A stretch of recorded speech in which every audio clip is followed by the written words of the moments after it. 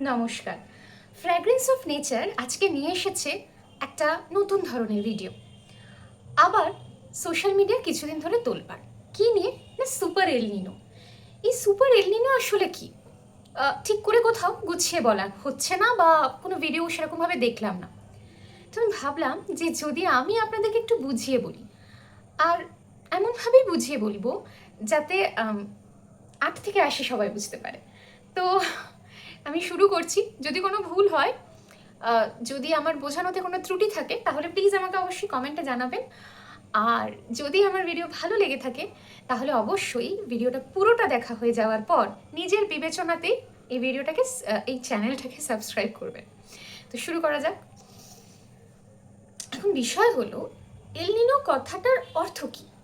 El Niño কথার অর্থ হলো ছোট শিশু বা যীশুখ্রিস্ট। আপনাদের মনে আসবে এ কি রে, একটা ওয়েদারের কিছু শুনছি, তার সঙ্গে এটার কি সম্পর্ক থাকতে পারে? তাহলে একটা গল্প বলি। ডিসেম্বর মাসে পেরুর জেলেরা একটা অদ্ভুত জিনিস খেয়াল করলেন। তারা দেখলেন যে প্রশান্ত মহাসাগরের জল অদ্ভুতভাবে গরম হয়ে যাচ্ছে, আর সব মাছও উঠছে না। এবং এটা আহ, তারা প্রায় সময় ডিসেম্বর নাগাদই দেখতে পেতেন। তো তারা তো তখন কারণটা জানতেন না। যেহেতু ডিসেম্বরে হচ্ছে, সেই জন্য তারা ঠিক করলেন যে এটার নাম দেব এল নিনো, মানে যীশুখ্রিস্টকে জড়িয়ে তারা একটা নাম দিল। এটা তো গেল এল নিনো নামটার গল্প। এবার আমরা জানবো এল নিনো আসলে কি। এল নিনো কি কোনো প্রাকৃতিক বিষয়, না কি কোনো পলিউশনের কারণ, সেটা আগে বুঝতে হবে। তো প্রথম কথা হচ্ছে, না, এল নিনো দূষণের জন্য তৈরি হচ্ছে না। এটা শুনে আপনি যদি একটা স্বস্তির নিঃশ্বাস ফেলেন তাহলে ভুল হয়ে যাবে, কারণ আমি এরপর যে কথাগুলো বলবো সেগুলো আপনার শুনতে ভালো লাগবে না। যাই হোক, এল নিনো একটা স্বাভাবিক প্রক্রিয়া। কেমনভাবে স্বাভাবিক? তাহলে একটুখানি বোঝা যাক। প্রশান্ত মহাসাগর, এখানে একটা কাণ্ড ঘটে। কি কাণ্ড? না, প্রশান্ত মহাসাগরের ওপর দিয়ে একটা হাওয়া বয়, একটা বাতাস বয়। মানে আমি খুব সহজভাবে বোঝাচ্ছি যাতে বিষয়টা একটু কঠিন না হয়। তো সেই বাতাসের কাজটা কি হয়? না, সে করে কি, ওপরের যে গরম সমুদ্রের যে জল, সেটার ওপরের জলটা তো উত্তপ্ত হয়। সেই উত্তপ্ত জলটাকে সেই বায়ু কি করে, ঠেলে ঠেলে দেয়। কোন দিকে ঠেলে দেয়? এশিয়ার দিকে ঠেলে দেয়। আর তার ফলে যেটা হয়, সমুদ্রের নিচের যে ঠান্ডা জল সেটা ওপরের দিকে উঠে আসে। এটা একটা ভারসাম্য রক্ষা করার একটা প্রসেস। আপনারা বুঝতেই পারছেন যে বাতাসটা দিচ্ছে যাতে ওপরের গরম জলটা, সমুদ্রের প্রশান্ত মহাসাগরের ওপরের যে গরম জলটা সেটা সরে যায় এবং নিচের ঠান্ডা জলটা উঠে আসে, এবং তার ফলে একটা ভারসাম্য বজায় থাকে। এবার মুশকিল হচ্ছে, কিছু কিছু সময় দেখা যায় এই বাতাসটা দুর্বল হয়ে পড়ে। তার ফলে যেটা হয়, এটা আর হয় না, মানে বাতাসটা আর ওই গরম জলটাকে এশিয়ার দিকে ঠেলতে পারে না, এবং নিচের ঠান্ডা জলটাও ওপরে উঠতে পারে না। এরকম ঘটনা ঘটলে একটুখানি ঝামেলায় পড়তে হয়। কেমন ঝামেলা? আপনারা জানবেন যে গরম জল মানে বাষ্পটাও বেশি হচ্ছে, এবং তার ফলে সেই জায়গায় বৃষ্টিটাও বেশি হবে। তো আমাদের বর্ষা আসার তো নানা রকম কারণ থাকে, এটাও কিন্তু একটা কারণ যে ওই দিকটায় যেহেতু ওই গরম জলটাও ঠেলে দিচ্ছে, ওইখান থেকে বাষ্প তৈরি হয়ে বৃষ্টিটাও বেশি পরিমাণে হচ্ছে। তাই যখন এই জিনিসটা হবে না, তখন কিন্তু বৃষ্টিটাও অটোমেটিক্যালি কমে যাবে এশিয়াতে। আর সেকেন্ড, শুধু এশিয়া ক্ষতিগ্রস্ত হবে তা নয়, যেহেতু ওই জিনিসটা হচ্ছে না, তাই গরম জলটা কিন্তু উল্টো দিকে চলে যায়, মানে আমেরিকার দিকে ও বাঁক নিয়ে নেয়। এইবার কি হয়, দক্ষিণ আমেরিকায় বন্যা হতে আরম্ভ করে। তাহলে দুটো সমস্যা দেখা গেল, একটা এশিয়ায় বৃষ্টি হয় না, খরার চান্স বেশি থাকে, আর দক্ষিণ আমেরিকায় বন্যা হয়ে যাওয়ার সম্ভাবনা বেশি থাকে। এখন বিষয় হলো, এটা এল নিনো, এই এই গল্পটা আপনারা বুঝলেন। কিন্তু এই বছর 2026-এ যেটা আসতে চলেছে সেটা হলো সুপার এল নিনো। সুপার এল নিনো কি জিনিস?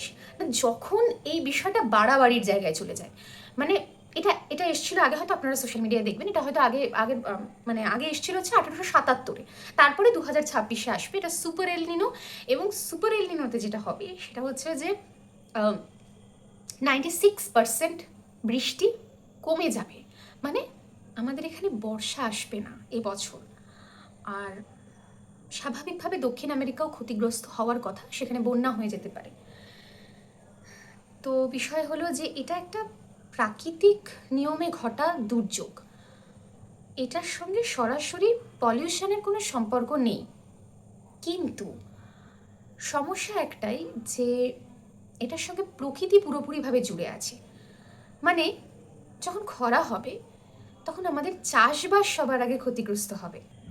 চাষবাস না হলে যেটা হবে, দুর্ভিক্ষ হবে, সবার আগে অসুবিধায় পড়বে গরিব মানুষেরা। গরমের কথা তো ছেড়েই দিলাম, বৃষ্টি না আসলে কি হতে পারে সেটা আমরা সবাই জানি।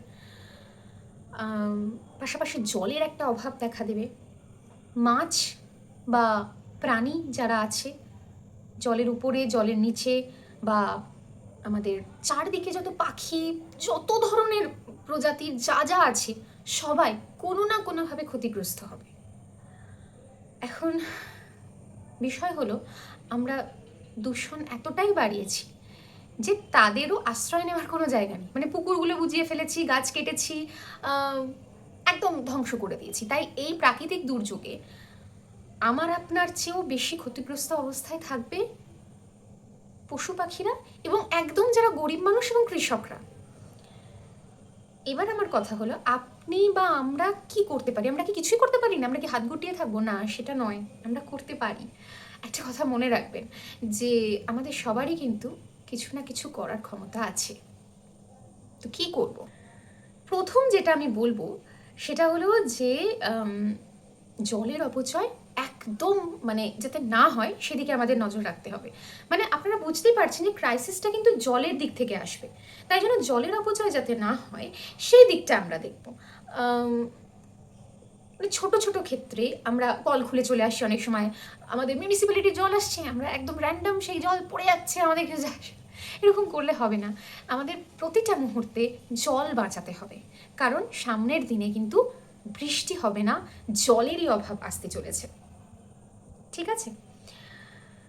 দ্বিতীয় কথা যেটা বলবো, আপনাদের আগেই বলেছিলাম যে সবচেয়ে বেশি ক্ষতিগ্রস্ত হবে পশুরা, প্রাণীরা, এরা।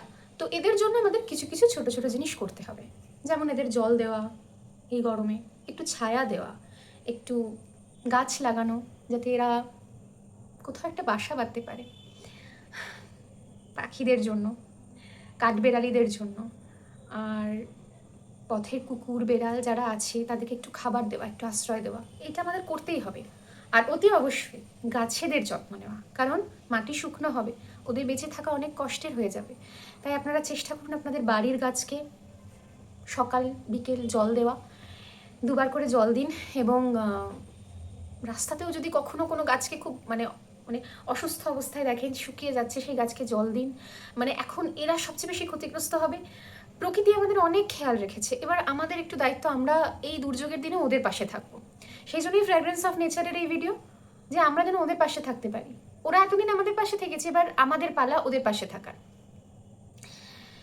আপনাদের কাছে রিকোয়েস্ট করবো যে সুপার এলনিনো তো আসছে, কিন্তু সেখান থেকে আমাদের বাঁচবার জন্য আমরা বেঁচে যাব, আমরা থেকে যাব, আমাদের মাথায় ছাদ আছে, আমাদের জল আছে, আমাদের খাবার আছে, আমাদের কোনো চিন্তা নেই, কিন্তু খাবার মজুত আছে আর কি।